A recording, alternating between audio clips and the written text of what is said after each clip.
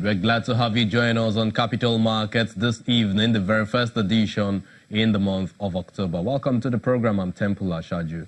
The Nigerian Capital Markets this week lost the pioneer Director General of the Nigerian Stock Exchange, Mr. Hayford Alile, who died at the age of 80. The late Alile made valuable contributions to national economic growth and public policy formulation, especially in the history of the Nigerian capital markets.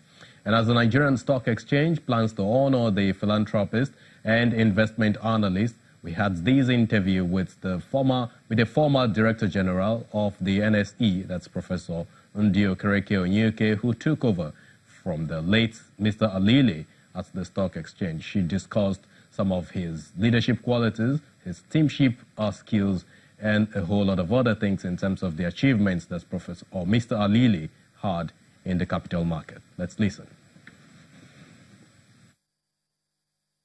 Apostle Alile, as you all know, was a very quiet gentleman, a performer, very quiet performer, and he held sway at the stock exchange before late Sir Bank Anthony, Chief Asabi, and the late Chief Asabi, and a few other council members, the board members of the Nigerian Stock Exchange, came to New York Stock Exchange and found me.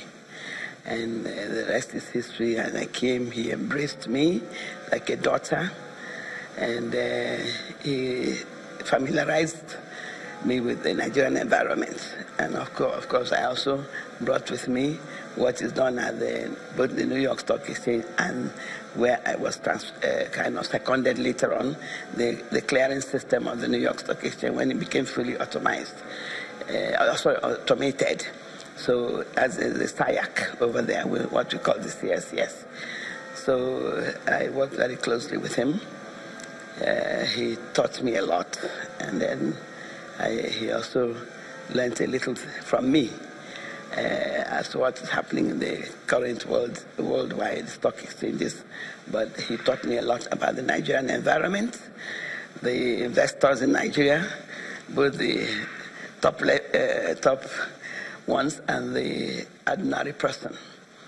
And I must say that because he also went to the U.S. to school, he did his first degree in the University of Ibadan, but he did his MBA, his master's degree in Rutgers University in the U.S. So he was very amenable and very accommodating to the ideas that I was introducing, more so when he hadn't worked in a stock exchange and I did. So he accommodated, absorbed, and went with it. And so he did not in any way say, no, we can't do this. He assimilated every new thing I introduced to him. Of course, he has to approve it before I can introduce it to the stockbrokers and so on. So we worked extremely closely together. He was more or less a father to all of us. He did not discriminate against anybody. No matter what part of Nigeria you come from, we all worked like one big happy family. And he was the father of the family. A very brilliant man. Somebody who has first degree in mathematics.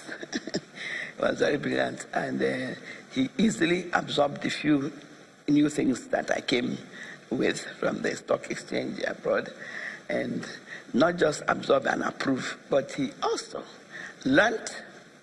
decided to learn anything new that he didn't know. Just like I learned a lot from him. So it was a fantastic working relationship, not only with me, but the whole community of the capital market. He was like the father to everybody, and his doors were always open, including I'm not saying only the stockbrokers, the bankers, the quoted companies, both their chief executives and even those that are general managers. We don't say, oh, go and bring your boss. His doors were open, and he talked to anybody that has some level of responsibility for the company that is quoted on the stock exchange. And I think it was that disposition that he went into to serve God as a direct servant of God, because he was very religious. And as time went on, he went through the normal process of studying to be a priest, an apostle of God. So he didn't just, because he was a DJ talking, he just jumped to the church and said, I want to be an apostle now. He went through the tutelage, went to the school, of divinity, and passed, and also did the practical aspect of it before he became an apostle in the St. Joseph's Chosen Church of God. And he never at any time asked any of us to convert. Some members of staff decided to become members of that church. Some did not, but every year I make sure that up to today we go to their harvest, the harvest for the church.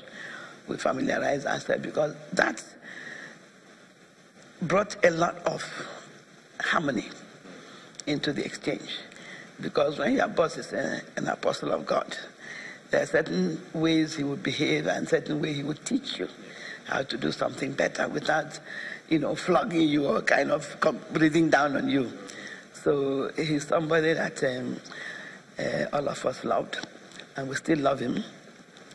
Even though he's late, we will not stop loving him. And the only thing that we regret is that we stopped learning from him. Because even after he retired, there was not a single week I didn't go to his house with some of my staff, the high-level staff. And a lot of the junior staff were members of the church and also went to tap from him. So he was like a father for all.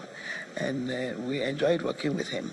And you can see it was a smooth transition between him and myself. Very, very smooth transition. And we kept closely with one another until today, until now that God has asked him to come and answer the call up there. We'll all rally around together to send him off. And he also settled a lot of problems. Throughout as of today, the stock exchange was never in court with anybody because we learned how to settle disputes amicably without hurting anybody. And the same way he behaved, all of us took